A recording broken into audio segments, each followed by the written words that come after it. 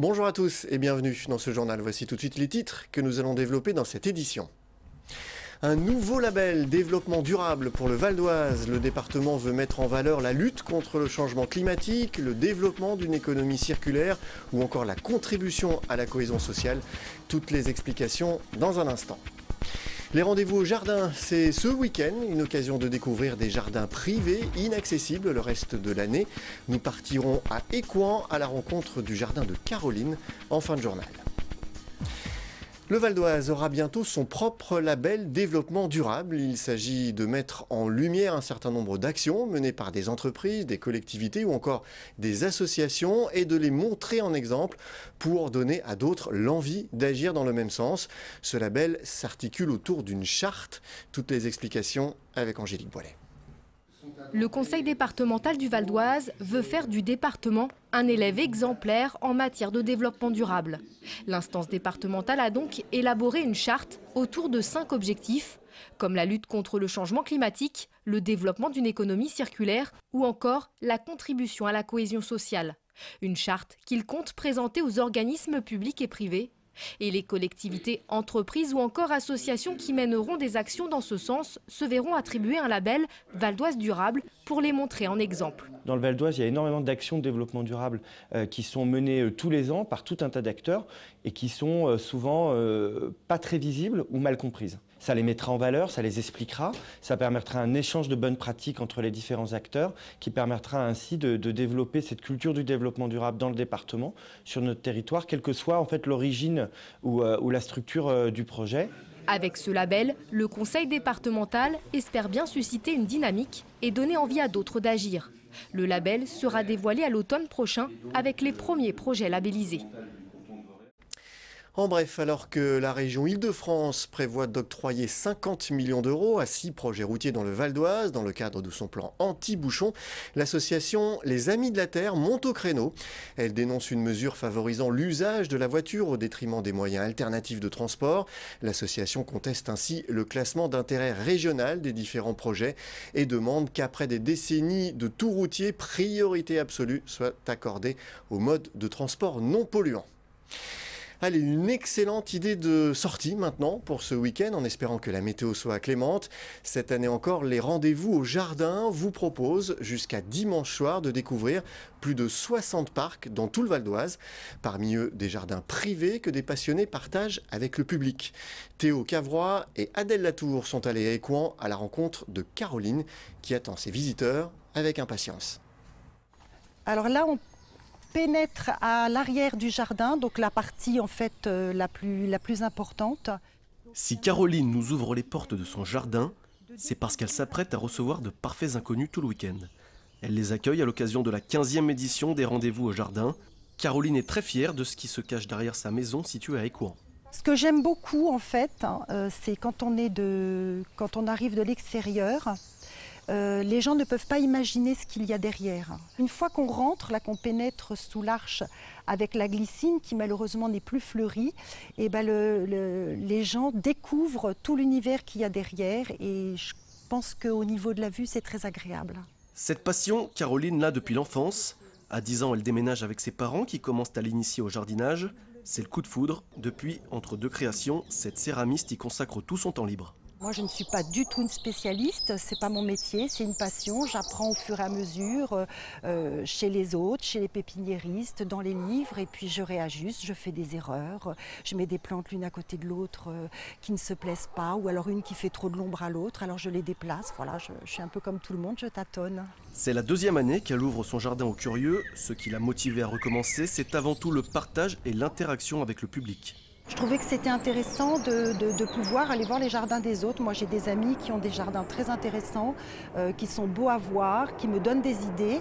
Et je pense que le mien aussi peut donner des idées. Donc voilà, ça m'intéressait de partager une passion avec des gens que je ne connais pas. Je suis contente quand j'ai donné des idées ou envie aux gens de faire quelque chose de particulier. Et aussi quand ils sont tout contents de repartir avec leur bouture ou leurs petites plantes, où on échange, où je donne. Comme Caroline ce week-end, ils seront une dizaine de particuliers à accueillir des visiteurs dans le Val d'Oise.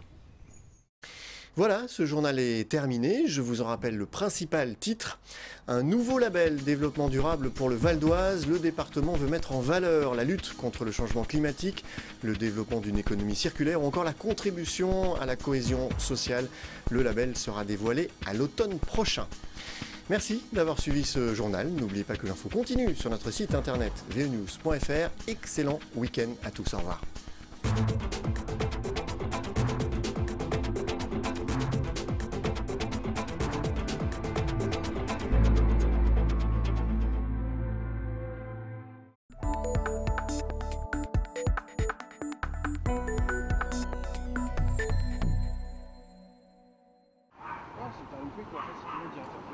Voici Rocky, le dernier chien arrivé à la brigade canine du Val d'Oise. Après plusieurs mois de formation, ce Malinois de 3 ans est spécialisé dans la recherche de stupéfiants et de billets. La mission du jour pour Rocky, la fouille des parties communes d'un immeuble de Saint-Gratien. Tout est passé au peigne fin. Yannick, son maître et policier, comptent sur le flair ultra développé de Rocky.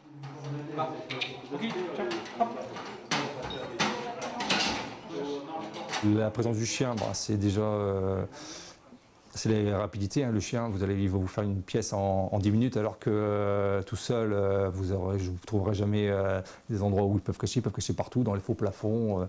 Donc avec le droit du chien, c'est une efficacité, c'est de la qualité aussi du travail, l'efficacité et puis la rapidité. Les chiens sont recrutés par le Centre national de Canicluse en Seine-et-Marne.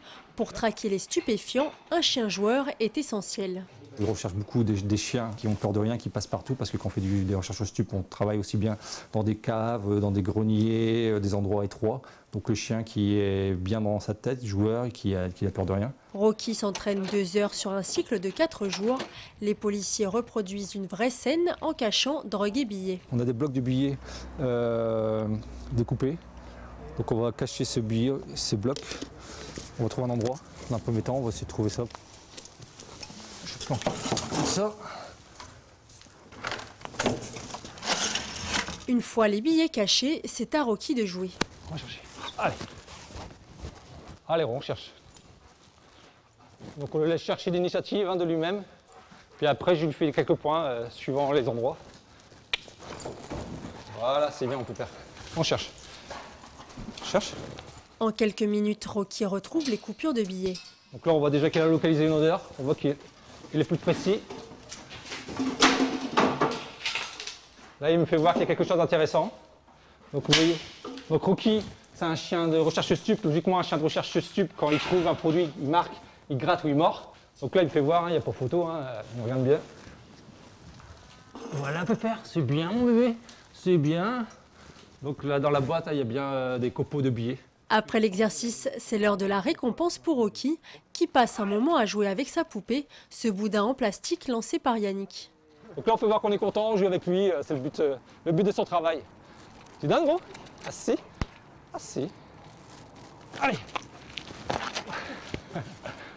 Une fois sa mission accomplie, Rocky retrouve ses collègues à 4 pattes au chenil de Cergy. Au total, 7 chiens cohabitent ici, 2 chiens de recherche et 5 chiens de patrouille. Comme Pacha, déjà sur le terrain, pour ce berger allemand de 35 kg, les missions sont multiples. Leur mission consiste à la recherche de la délinquance en voie publique. Ils travaillent de nuit. Ils assistent aussi les fonctionnaires lors de manifestations culturelles ou sportives, ou lors de perturbateurs ou de rassemblements de risques. Le chien de patrouille est d'abord utilisé comme arme de dissuasion, comme ici à Montmagny, lors d'une fouille des parties communes de cette cité. Le rôle de la brigade canine, sécuriser la zone et éloigner d'éventuels perturbateurs pendant que les policiers font leur travail.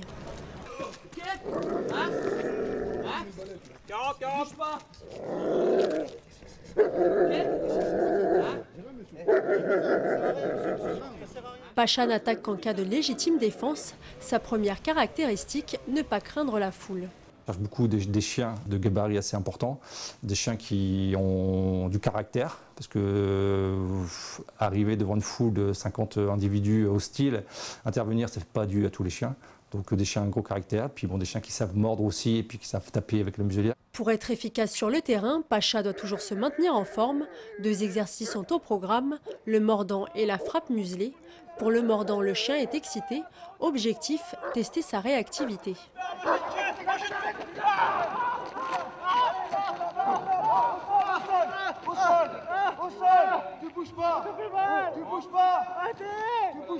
Place au deuxième exercice avec Jim, un autre chien de patrouille. Ici, le chien percute l'individu récalcitrant avec sa muselière pour l'immobiliser. Un choc équivalent au coup de poing d'un boxeur.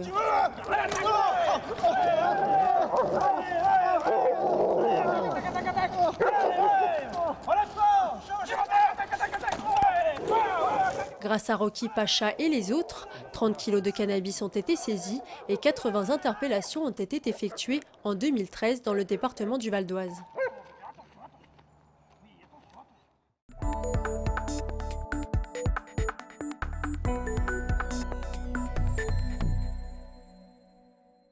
13h, c'est l'heure de pointe dans ce restaurant de Cergy. Aujourd'hui, au menu, onglet, entrecôte, médaillon de Lot. Ici, tout est fait maison. Une volonté clairement affichée par le maître des lieux. J'ai des beaux-parents, j'ai des parents qui étaient des cuisiniers amateurs, qui aimaient bien manger et que j'ai toujours vu faire la cuisine quand j'étais petit. Et ouvrir mon restaurant, pour moi, c'était inconcevable d'ouvrir un restaurant pour faire de la cuisine industrielle. Il y a une vraie volonté de retrouver chez moi des plats qu'on ne va pas forcément retrouver ailleurs. Benjamin et sa femme, Tiffaine, gèrent ce restaurant depuis octobre 2009. En novembre dernier, ils obtiennent leur première reconnaissance professionnelle, le titre de maître restaurateur.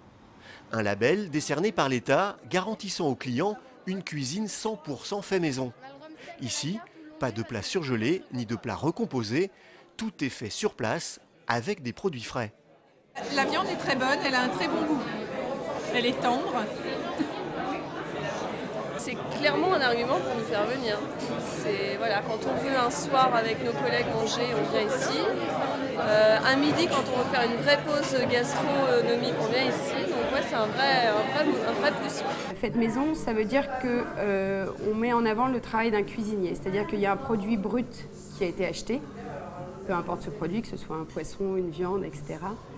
Et il a été travaillé dans les cuisines du restaurant. Derrière la grande vitre qui donne sur la salle, c'est le domaine de Paolo, le chef cuisinier. C'est ici qu'il prépare plus de 150 couverts par jour. Le label maître restaurateur, c'est aussi la reconnaissance de son travail et de son équipe.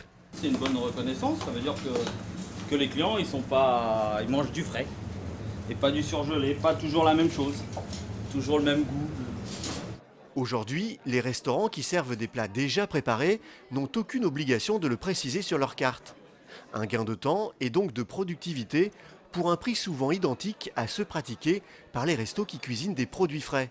Une concurrence déloyale et un manque de transparence pour Benjamin. Moi, je n'ai rien contre les chaînes ou contre les produits industriels. À partir du moment où les clients savent d'où vient le produit. Est-ce qu'il est fait sur place et réalisé sur place? Est-ce qu'il a été fait en usine? Donc l'idée n'est pas de dire je fais mieux que les autres. Les chaînes correspondent à une clientèle, à un public. Ce que je reproche aujourd'hui à la réglementation, c'est qu'il n'est pas encore assez clair pour le client, quand il lit une carte, de savoir si le produit est fait sur place ou pas. En attendant de gagner la guerre contre les adeptes du sous-vide et du surgelé, Benjamin et Tiffaine ont déjà gagné une bataille, celle du goût.